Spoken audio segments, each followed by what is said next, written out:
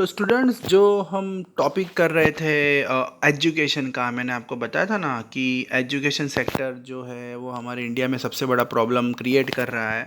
Job नहीं मिल रही है बच्चों को, तो इसमें हमें क्या करना है, आपका जो क्यूरिकुलम सिलेबस है उसके अंदर बच्चों के स्कूल या कॉलेज में जो भी सिलेबस है उसमें ट्रेनिंग जो होता है, बिजनेस जो कंपनियां होती है उनके साथ टाई अप कर लेना है। और पढ़ाई के साथ साथ उन्हें मतलब साथ में प्रैक्टिकल नॉलेज देना है। 6 महीना या 8 महीने का उनको ट्रेनिंग पीरियड अगर आप दो तो इससे क्या है, बच्चों को नया सीखने को मिलेगा। फिर वो एग्रीकल्चर सेक्टर हो, इंडस्ट्री सेक्टर हो, या कोई कॉमर्स या ट्रेड, मतलब इंपोर्ट एक्सपोर्ट, कहीं ना कहीं उनको फ़ायदा होगा। इसलिए इंडिया में, in India to solve the problem of unemployment and to increase the capability, हमारे एजुकेशन में बहुत सारे बदलाव लाने की ज़रूरत है। और गवर्नमेंट ट्राई कर रही है यूनिवर्सिटीज़ में कि कैसे भी करके बिजनेस यूनिट्स के साथ टाई अप करा जाए। 2015 में जो गवर्नमेंट ने एजुकेशन पॉलिसी बनाई थी उसके हिसाब से गवर्नमेंट इंडस्ट्रीज़ के साथ कोलैबोरेट किया भी है। बड़ी बड़ी जो यूनिवर्सिटीज़ है वो टाई अप हुई है बिजनेस यूनिट्स के साथ, बड़ी बड़ी कंपनियों के साथ, जिसमें बच्चों को पढ़ाई के साथ साथ ट्रेनिंग दी जाती है। तो फ्यूचर में ऐसी पॉसिबिलिटी है कि एम्प्लॉयमेंट अपॉर्चुनिटीज़ क्रिएट होगी। And accordingly curriculum needed to be prepare, और ऐसा सिलेबस भी आप क्रिएट करो कि जिसमें कंपलसरी बच्चों को थियोरेटिकल नॉलेज के साथ प्रैक्टिकल एजुकेशन मिले। Development of cottage and small scale industries.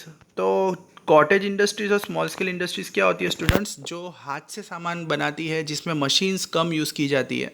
अगर आपके देश में स्मॉल कॉटेज इंडस्ट्रीज़ होगी, जैसे अगरबत्ती है, खाकरा है, या पापड़ है, या कुछ भी है, मतलब जो हाथ से बनता है, खादी के कपड़े जो आते हैं वाइट कलर के, जो गांधी जी यूज़ किया करते थे, खादी के। हाँ, ये भी मतलब हाथ से बनते हैं, देश देश का प्रोडक्ट है, तो इसमें भी मतलब फ़ायदा होता है, उसमें भी काम मिलेगा। Cottage and small scale industries have capacity. देखिए, ये जो छोटी छोटी इंडस्ट्रीज़ होती है ना, ये कॉटेज इंडस्ट्रीज़ जिसके अंदर घर में सब सामान बनाते हैं, वो ज़्यादा एम्प्लॉयमेंट क्रिएट करता है विद लो इन्वेस्टमेंट, ज़्यादा खर्चा भी नहीं लगता, मशीन्स तो इतनी यूज़ होती नहीं है। To provide employment to 1% low capital is required. एक आदमी को भी अगर आप काम देना चाहते हो तो उसमें आपको इतना खर्चा नहीं करना है। देखिए, बड़ी बड़ी जो इंडस्ट्रीज़ होती है ना उसमें मशीन यूज़ हुई होती है। छोटी छोटी इंडस्ट्रीज़ में मशीन का कुछ काम नहीं होता है, लेबर से ही सारा काम हो जाता है। So with the development of this industries problem of unemployment can be solve. तो आप अपने देश में बड़ी इंडस्ट्रीज़ के कंपेयर में स्मॉल इंडस्ट्रीज़ को सेटअप करो, क्योंकि ये जो छोटी इंडस्ट्रीज़ होती है ना वो आपको 7.5 टाइम्स, मतलब अगर मैं आपको बताऊँ कि अगर बड़ी जो इंडस्ट्रीज़ होती है वो एक आदमी को काम पे रखती है, उसी टाइम पे छोटी इंडस्ट्री 7 से भी ज़्यादा लोगों को काम पे रखने की क्षमता रखती है। मतलब अगर 100 आदमी काम कर रहे होंगे बड़ी इंडस्ट्रीज़ में, तो उसके सामने जो छोटी इंडस्ट्री, स्मॉल इंडस्ट्रीज़ है ना, उसमें 100 की जगह पे 500 लोग काम कर रहे होंगे। तो देश को तो फ़ायदा ही है ना। सो development of cottage industries and small scale industries should be accepted. तो हमें हमारे देश में स्मॉल स्केल इंडस्ट्रीज़ को अपनाना चाहिए। In the industrial policy this industries are given more importance, इसलिए गवर्नमेंट ने भी बहुत इंपॉर्टेंस दिया है। गवर्नमेंट भी ट्राई कर रही है, लोन प्रोवाइड कर रही है कि भाई आप लोग चालू करो स्मॉल इंडस्ट्रीज़ को, जिससे हमारे देश को फ़ायदा हो। Production of goods are reserve, जैसे बहुत सारे ऐसे गुड्स है, जैसे मैंने नहीं बताया आपको, जैसे कैंडल है, अगरबत्ती है, ये सारी चीज़ें जो होती है ना वो स्मॉल इंडस्ट्रीज ही बनाती है। गवर्नमेंट ने भी एक नियम बनाया है कि जो छोटे छोटे सामान होंगे वो बड़ी इंडस्ट्रीज नहीं बनाएगी, सिर्फ स्मॉल इंडस्ट्रीज बनाएगी, जिसमें उनको फ़ायदा होगा। गवर्नमेंट जो होती है, स्टेट, यहाँ पे मैंने आपको बताया स्टेट का मतलब गवर्नमेंट होता है, वो उनको लोन प्रोवाइड करती है, मॉनिटरी का मतलब पैसे में मदद करती है, टेक्नोलॉजी में भी मदद करती है, और मैनेजरियल हेल्प, मतलब गवर्नमेंट के जो लोग होते हैं, गवर्नमेंट के ऑफिसर्स होते हैं, वो छोटी छोटी इंडस्ट्रीज़ के जो मालिक होते हैं उनको सिखाते हैं कि भाई काम कैसे करवाना है वर्कर से। तो इससे फ़ायदा होता है, गवर्नमेंट सपोर्ट कर रही है। Extension of infrastructure facility. तो यहाँ पे इंफ्रास्ट्रक्चर फैसिलिटीज़ का मतलब क्या होता है, आपको आपके देश में इंफ्रास्ट्रक्चर फैसिलिटीज़ ज़्यादा बढ़वानी है।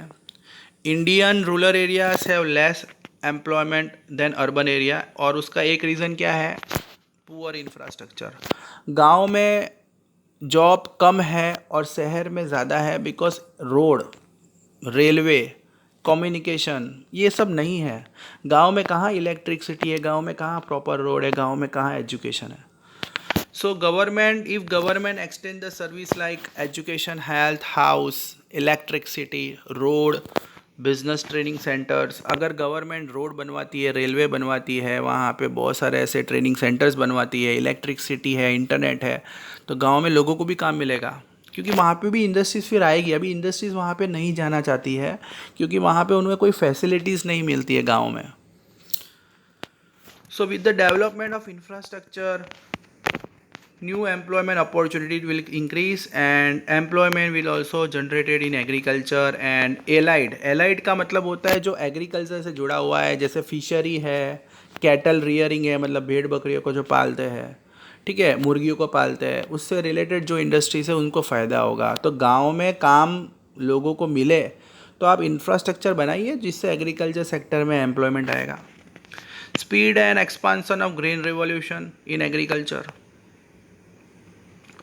तो यहाँ पे स्टूडेंट्स बताया गया है कि जो एग्रीकल्चर सेक्टर में अगर आप ये लाते हो, अगर आप एग्रीकल्चर सेक्टर में ग्रीन रिवॉल्यूशन लाते हो ना, तो स्टूडेंट बहुत बेनिफिट मिलता है। जैसे मैं आपको बताऊँ,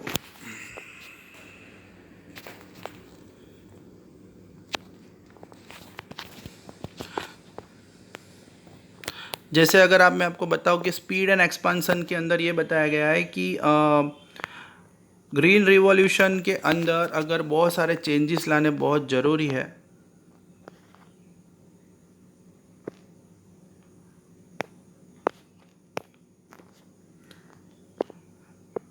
तो इसके अंदर आप एग्रीकल्चर सेक्टर के अंदर ग्रीन रिवॉल्यूशन, टेक्नोलॉजी को इन ज़्यादा इन्वेंट करो, टेक्नोलॉजी आएगी तो लोगों को काम मिलेगा।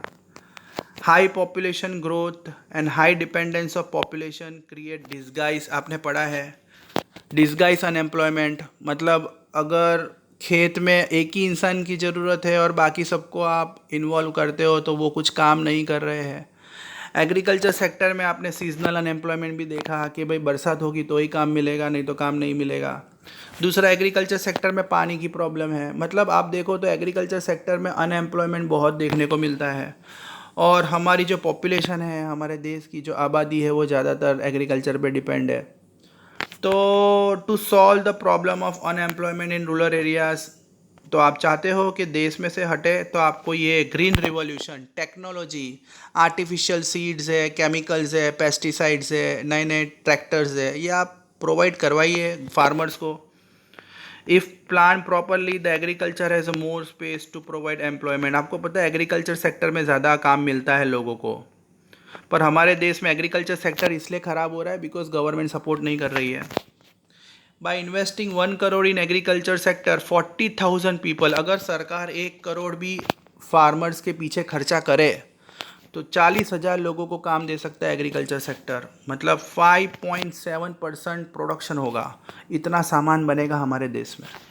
जबकि इंडस्ट्रीज़ में 1 करोड़ डालोगे तो सिर्फ 500 लोगों को काम मिलेगा, देख लीजिए डिफरेंस। एग्रीकल्चर सेक्टर में 1 करोड़ डालने के बाद 40,000 लोगों को काम मिल रहा है, और वहीं अगर आप इंडस्ट्रीज़ में 1 करोड़ डालते हो तो वहाँ पे सिर्फ 500 लोगों को काम मिलेगा, प्रोडक्शन सिर्फ 1.4% बढ़ेगा, सामान सिर्फ 1.4% ही बढ़ेगा, ज़्यादा नहीं बढ़ेगा, जबकि एग्रीकल्चर सेक्टर में 5.7%। इससे आप अंदाज़ा लगा लो कि एग्रीकल्चर सेक्टर कितनी ताकत रखता है लोगों को काम देने में, ठीक है। So, green revolution in agriculture, complementary activities such as minor and major, soil conservation, mixed farming, forest development। तो देखिए, अगर आप एग्रीकल्चर सेक्टर में लोगों को काम देना चाहते हो तो ये आप इरिगेशन फैसिलिटी, मतलब वाटर सप्लाई प्रोवाइड करिए, फॉरेस्ट को डेवलप करवाइए। देखिए, फॉरेस्ट अगर बनेगा तो बरसात होगी। आप लोगों को बोलिए मिक्स फार्मिंग करें, मल्टीपल क्रॉपिंग, खेत में 2 से 3 क्रॉप उगाए, राइस उगाओ, वीट उगाओ, बाजरा उगाओ।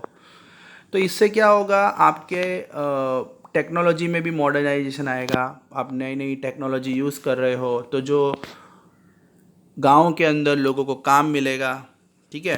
तो डॉक्टर MS स्वामीनाथन ने तो बोला ही है, if development is encourage to our agriculture sector many more employment can be created. तो जो बहुत महान ज्ञानी MS स्वामीनाथन थे, जो गवर्नमेंट के चेयरमैन कमेटी के मेंबर थे, उन्होंने ये भी बताया था कि अगर देश में एग्रीकल्चर सेक्टर आएगा, डेवलप होगा, तो लोगों को काम मिलेगा। Okay students, thank you.